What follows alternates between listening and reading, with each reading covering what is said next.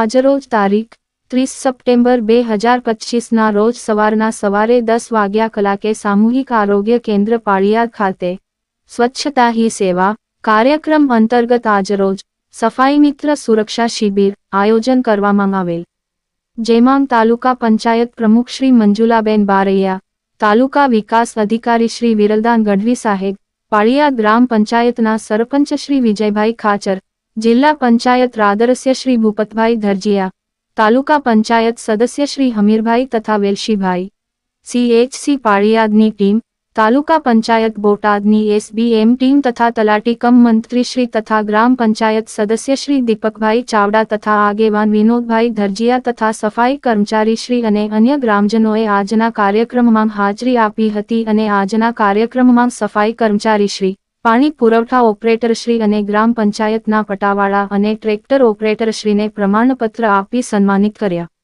તેઓનું સામૂહિક આરોગ્ય કેન્દ્રની ટીમ દ્વારા હેલ્થ ચેકઅપ કરવામાં આવ્યું હતું.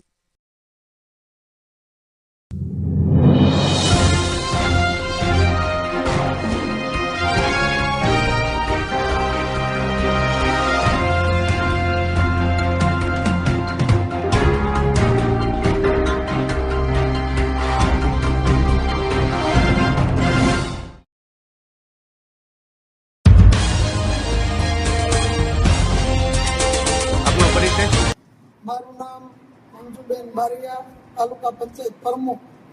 અહીંયા આરોગ્ય કર્મચારીની મીટિંગ રાખેલી અને તમામને પ્રમાણપત્ર આપેલા, ભાવનગરથી ડૉક્ટરો આવેલા અને બધાની સારી રીતે તપાસ કરેલી અને બધાને સારી સારવાર કરે છે.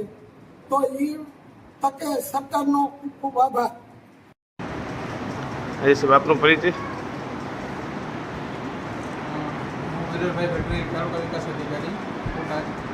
આજરોજ સ્વચ્છતા સેવા કાર્યક્રમ અંતર્ગત એ આપણા ગામ દરેક ગામે જે સફાઈ કર્મચારીઓ છે એ લોકોના એક એમના કાર્યને બિરદાવવા માટે થઈ અને એક સન્માનપત્ર વિતરણનો કાર્યક્રમ રાખેલો હતો.